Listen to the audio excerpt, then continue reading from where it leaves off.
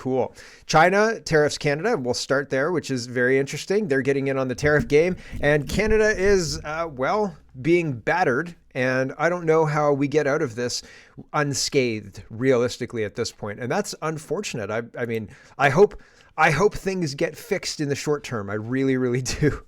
More ministers are leaving the Liberals. We'll look at leadership and ministers and all the rest of things. Tomorrow is the big voting day for 150,000 people because 400,000 people didn't get confirmed or anything like that. So less than 50%. Very, very interesting there as well. We're never getting rid of daylight savings time. It's just not going to happen. And Trudeau is making appointments right up until the second he walks out the door. So that's all very, very interesting. And sorry, yesterday the volume was too loud. Sometimes, I don't know why, because nothing ever changes on my computer, but for some reason the audio levels change. So I apologize for yesterday being too loud. It was too loud for a lot of the show. And then, so I've changed things today, and I added these open captions here. So I'm just trying it out. Let me know what you think. I hope it's helpful, but I don't know. Maybe it's too cacophonous. It might be too cacophonous. It might be, but I'll leave it on for now. We'll see. There's lots to get to. Let's get to it. First, China is imposing tariffs on Canada. Breaking news. X-Alert says China follows Trump's lead, imposes additional tariffs on Canada. Unusual Whales is also reporting some details. An additional 100% tariff on Canadian rapeseed oil, rapeseed meal, and peas. Additionally, a 25% tariff will be levied on Canadian aquatic products and pork. We don't need your peas, she was quoted as saying. I'm kidding. He didn't actually say that, but maybe he did. Andy Lee says China just imposed billions of dollars worth of tariffs on Canadian agriculture and food products, but you don't hear any Liberal politicians fighting those. Really interesting situation there, right? Like they are going absolutely nuclear on the whole United States imposing a 25% on tariffs on Canada, but 20% increase in the carbon tax. No problem. That's fine. Everybody's cool with that. China imposing 100% tariffs on pork and other farmer exports. No problems. Everything's fine with that. The bad guy here, everybody, is Donald Trump. That's what we need to find, or that's what we need to take away from all of this, which is unbelievable. It is. It's too cacophonous. I'm going to take it off. You should be able to turn on the closed captioning. It's all being recorded. Like the words are being encoded into the video. It's just not open captions. It's closed now. Okay. Miss Fee says, hey, Team Canada, are you going to boycott everything made in China? And Ian says China implements 100% tariffs on Canadian exports. So there you go. It doesn't seem so. Cat Turd's making fun of Canada too. He says now they have to remove all the China liquor from their stores too. LOL. So, haha, Cat Turd. BC Epoch Times is reporting BC plans a toll for the United States trucks en route to Alaska during the trade dispute. Are you going to put a tax on the casinos? Any taxes on buying homes for Chinese or anything like that? No, it's going to be just fine. They can buy as much farmland as they want. I saw a story yesterday talking about a state had found China responsible legally for something. And if China doesn't pay the very, very high fine, I can't remember what the charge was, but if China didn't pay the fine, they were just going to start seizing farmland. So I thought that was an interesting way to get their farmland back. But very interesting that BC's planning this toll and nothing about China, right? Very, very interesting. Now, the reality is, if we banned everything from China and this whole trade war with the United States continues, F doesn't even begin to describe it at this point in time. So we better get politicians who learn to make nice, or we're going to be in some big trouble. And unfortunately, it doesn't appear to be in the cards, because here's Pierre Poilievre saying, we've got to double those tariffs. We've got to be harder on the United States. We've got to tell that Trump guy, because he's not talking about China here. We've got to tell that Trump guy that we're not messing around, and we're not gonna blink until he takes off all those tariffs. And I don't think we have the leverage that Mr. Poilievre is pretending we do. But hey, who knows? Here we go. Hoping to get your reaction to the federal government's decision to not proceed, or at least delay the counter tariffs, given President Trump's pause, and how you would interact with Mr. Trump, given how unpredictable he can be. We need to keep the counter tariffs in place until the president removes all tariffs forever for Canadians. We can't have half measures. We have to send a clear message to President Trump that if he wants to fight, then we will fight back. We will defend our people and our country.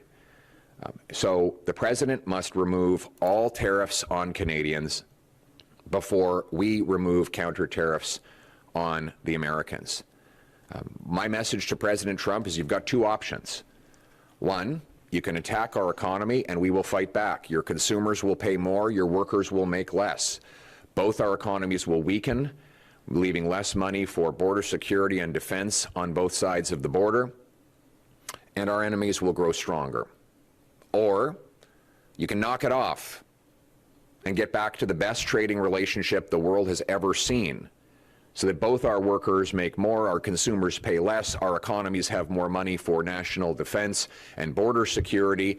We can stand up to our real enemies on the other side of the oceans, and America and Canada as two separate countries will be stronger, safer, and better off.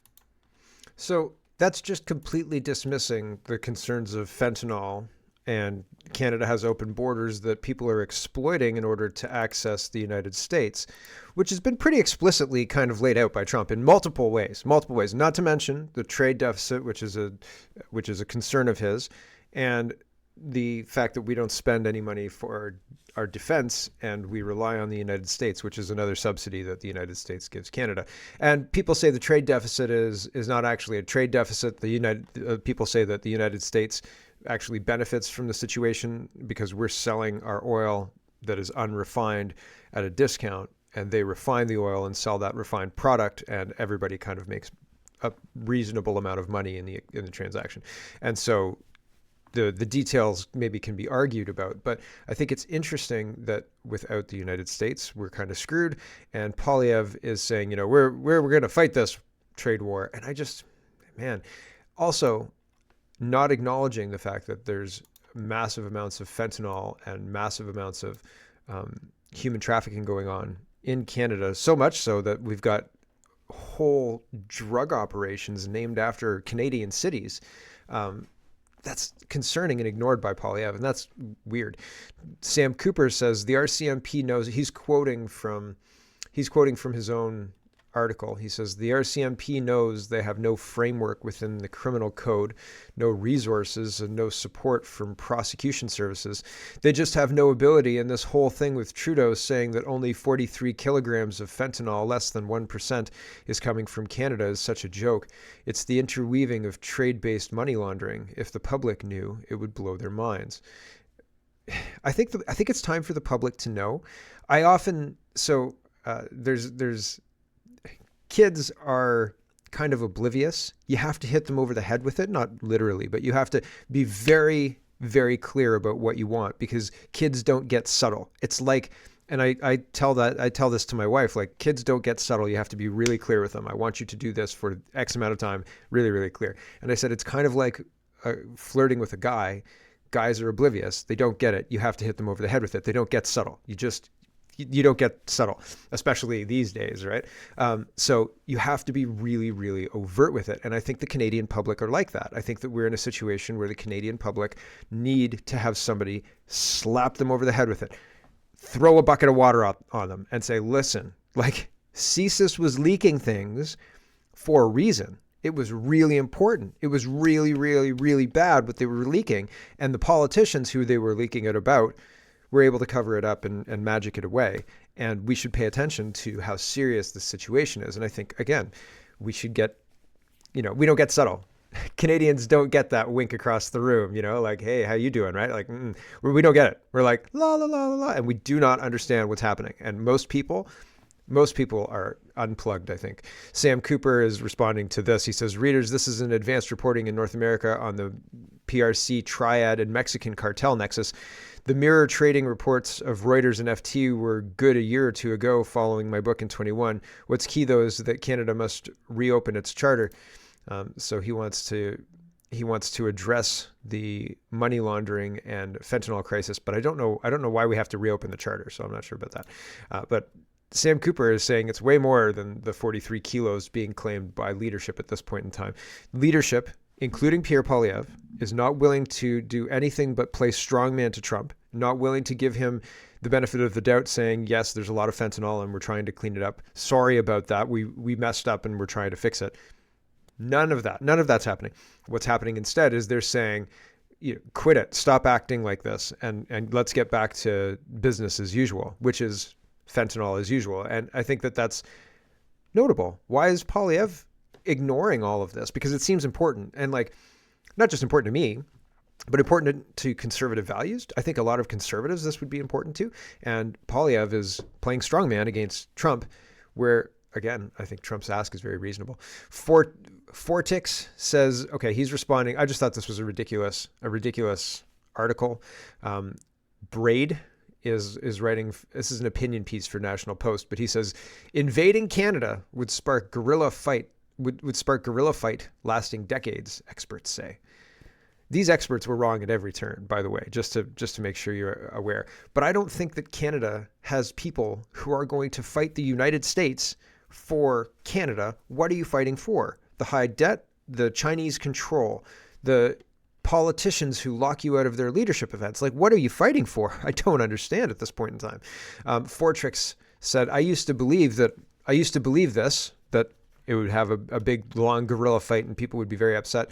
But when you look at the state of the armed forces, the ongoing attempt to prohibit even more civilian firearms, the weaponized impotence of the justice system against criminals, and the persecution of citizens engaged in lawful self-defiance, it becomes harder to see. Look at the age demographics and see that 1/4 of the youth, possibly more, are open to a merger with the United States. Consider the 60-year cultural revolution that eroded Canadian identity, retconned Canadian history, and reduced us to a post-national state identifiable only by brands we no longer own, such as HSBC or HBC, which is actually in bankruptcy, which I've got news for you. Hold on, that's coming.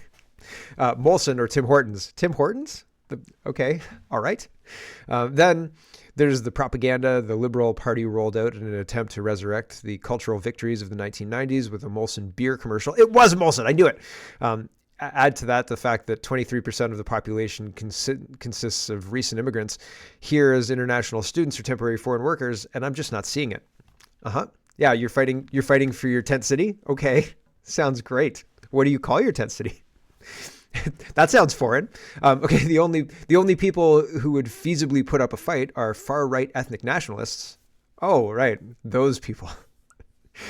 Deeply rooted in the soil and consciously aware of the ethnic majority and identity of Canada.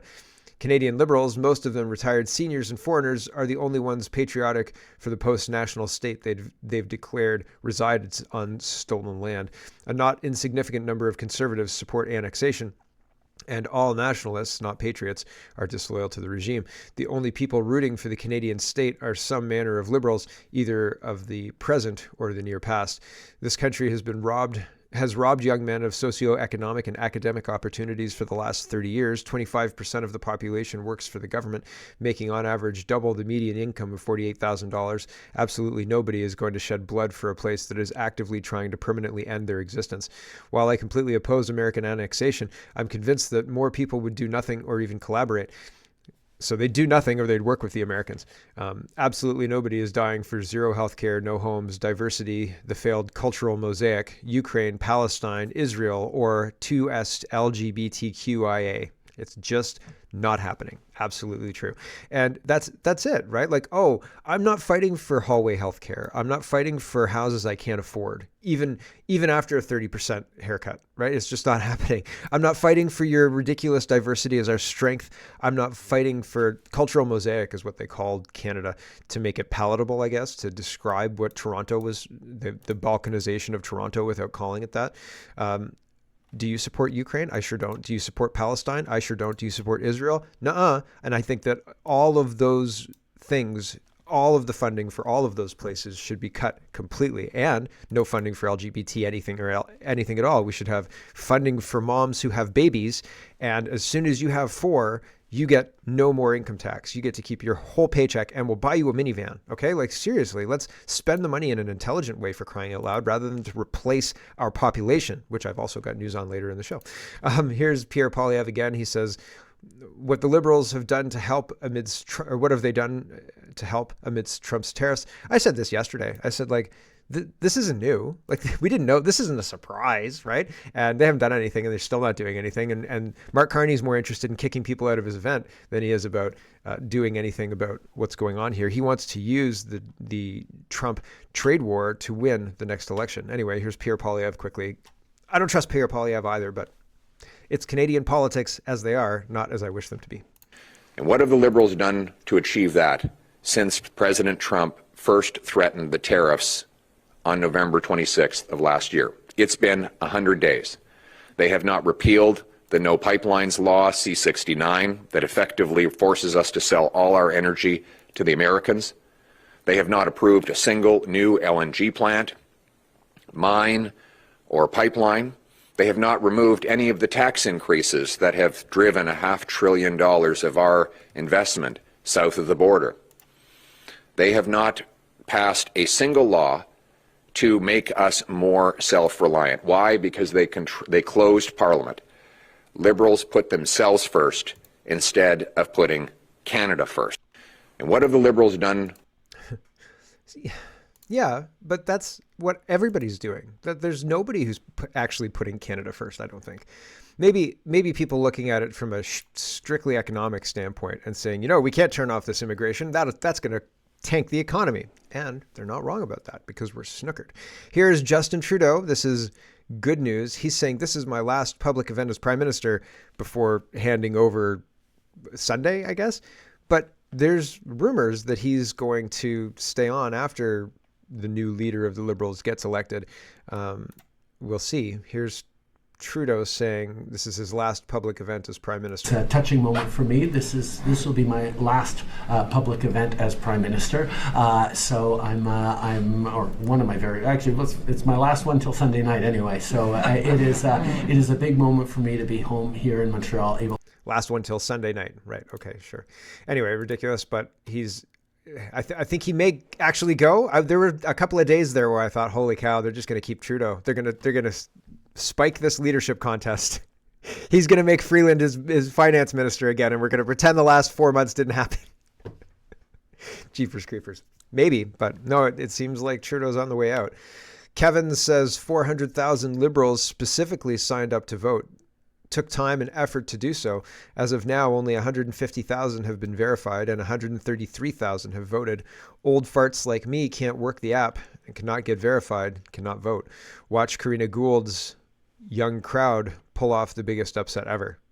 Can you imagine if Karina Gould becomes the Prime Minister? It'll be Kim Campbell too, if an election happens, unless she says, no, this Donald Trump thing is an emergency that we didn't need to recall Parliament for, and we're going to deal with it soon, after a new prorogation period. Kevin says, think about it. 400,000 people signed up to vote. Only 150,000 verified. Tell me that approximately 50% didn't bother to get verified to vote? Hello? Like, there's something wrong here, right? Like, it seems like there's red flags everywhere around this.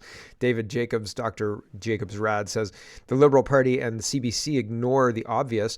If 400,000 people registered and only 137,000 could be verified, it means that up to 263,000 people aren't actually Liberal supporters. That's probably not a narrative that the Liberals want to advertise, right? It's pretty interesting. GM says, not quite. The number cited on CBC tonight was around 156,000 of the 400,000. Complete the registration process to vote. The Liberals have not released the final numbers. But if all 156,000 vote, that's 39% of membership. The Liberals' 2013 membership race saw 43% of members vote. So interesting. But it's notable that 400,000 people signed up and only 39% are following through with voting. But is that normal, just what you'd expect to see in a leadership race? It seems odd to me, but GM Forbes makes a good point that leadership races have low turnout sometimes. Daisy Media says this is escalating very quickly. The RCMP are patrolling the Mark Carney event, demanding people identify themselves and kicking them out if they're invited or registered. Even if they're invited or registered. The RCMP also kicked out a number of independent journalists and denied entry to a number of people. Why is the RCMP gatekeeping for unelected Mark Carney? Does this kind of behavior remind you of anything? So, pretty interesting. Please, ma'am. Oh, I'm sorry. I'm so sorry. What's your name? Why? Your name? Why are you asking? I'm police. I'm RCMP. I'm covering this. Oh, for okay, this sorry. reasons. Am I doing something wrong? I'm just asking, what's your name? Where I'm registered. Do you have invite with you? I'm sorry? This it is only the invitation. Do you have the invite? I can't understand what you're saying. I'm saying this function is only by invite. Do you have? Oh, yes, I do. Yes, I do. Yes, I'm registered.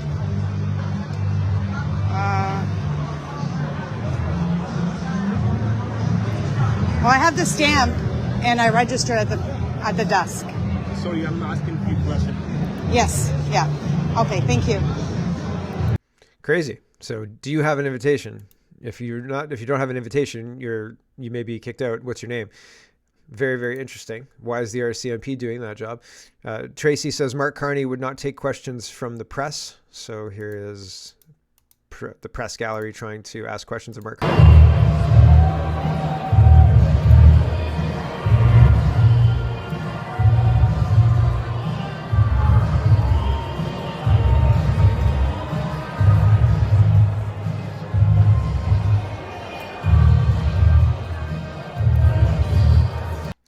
Very loud, and it still doesn't look full.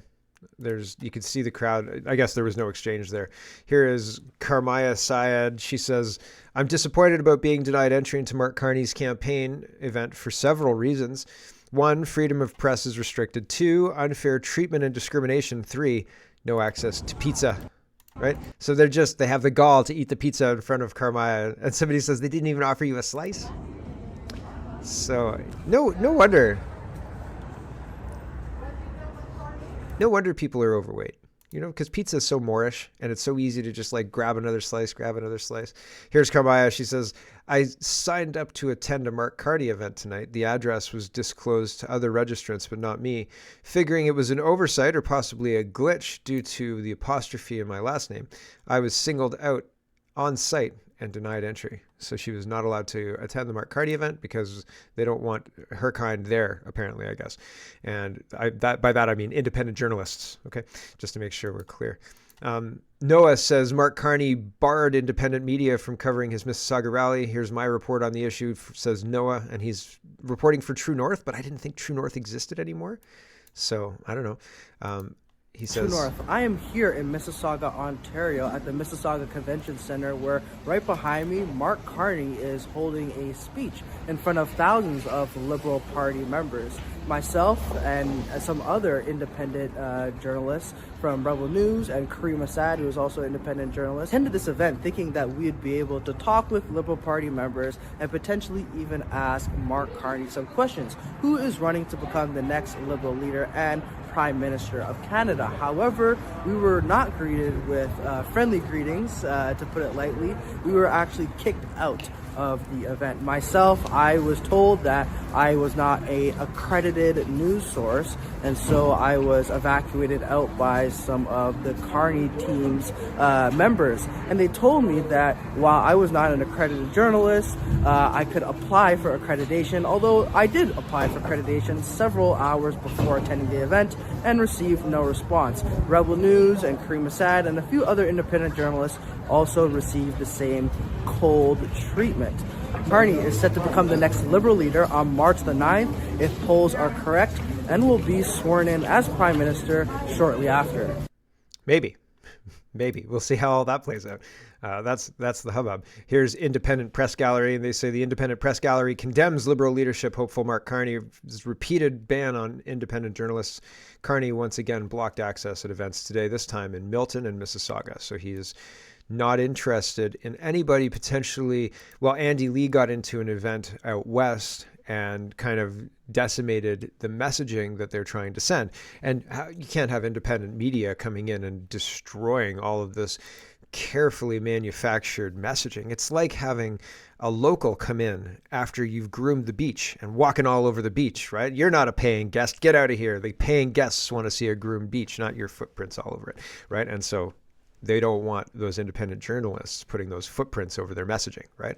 And so the messaging is this. It's a wonderful, wonderful day to be a Liberal, right? And they're making I guess this is Mississauga or maybe Milton, but they've got people crammed in to a small portion of the room, and they film that small portion of the room, implying that the rest of the room is just as full, but it's not. It's a trick of the camera, right? There's a couple hundred people, and they've been herded together. Like, everybody step in. We've got to make this look good, right? Tight shot. and it's short. You see? Camera trick. It's a camera trick. So very interesting. Mark Carney is pulling camera tricks. This feels like we're in North Korea. It feels like we're being manipulated and we're being told, dear leader plays a perfect golf game. You know that Donald Trump is a pretty good golfer, but Justin Trudeau, 18 holes in one. Okay, 18 holes in one, 17 holes in one, and 1 hole in none. Like he didn't even need to get it in. So we're being fed propaganda to get us to respond in the way that they want us to respond. And that's a concerning situation because I can see it so clearly, but it seems like there are a lot of people who can't see it and who will fight to maintain the status quo. Pierre Poilievre is fighting to maintain the status quo as well. He's very much, his offer is everything that's happening right now, pretty much that's it. I just can't get behind that. Stephen highlights this. The LPC's Canada's Liberal Party disqualified a candidate because they believe a non-resident helped with their campaign, suggesting foreign interference. But they also just sent an email from Larry Summers helping with the campaign. And the email starts like this. Dear Canadian friends, I'm an American, and my love for my own country compels me to speak up and share why I believe Chrystia Freeland's leadership is invaluable. Foreign interference. It's terrible when they do it. But if Chrystia Freeland or Mark Carney does it, that's fine. That's just fine. Don't worry about it. Everything is absolutely 100% going to plan. The plan's monstrous, but it's going to plan. So don't worry. Here is Marcy Ian. She's out. So she was a cabinet minister. And she starts this. It's really, really odd. It seems emotionally manipulative to me. It sets the stage for her to be like, I'm just getting control of myself. Just give me a second. Okay. And it seems weird. Like it stood out to me. Does it stand out to you? I don't know. It seems weird to me. Here's Marcy Ian being emotionally manipulative to say she's not running again. But she front loads it. It takes almost a minute for her to say, I'm not running again. So I may skip ahead. It's too fast. It's been, 3 days? It's been a couple of days. It's been 2 days since the last incident. Hi, it's Marcy. Have a couple of things to say. So we're 12 seconds in. She comes in and sits down, looks embarrassed, and stumbles over her words. And then she says, I have a couple of things to say. This is a very, very strange video for me. It's just a really, really strange thing.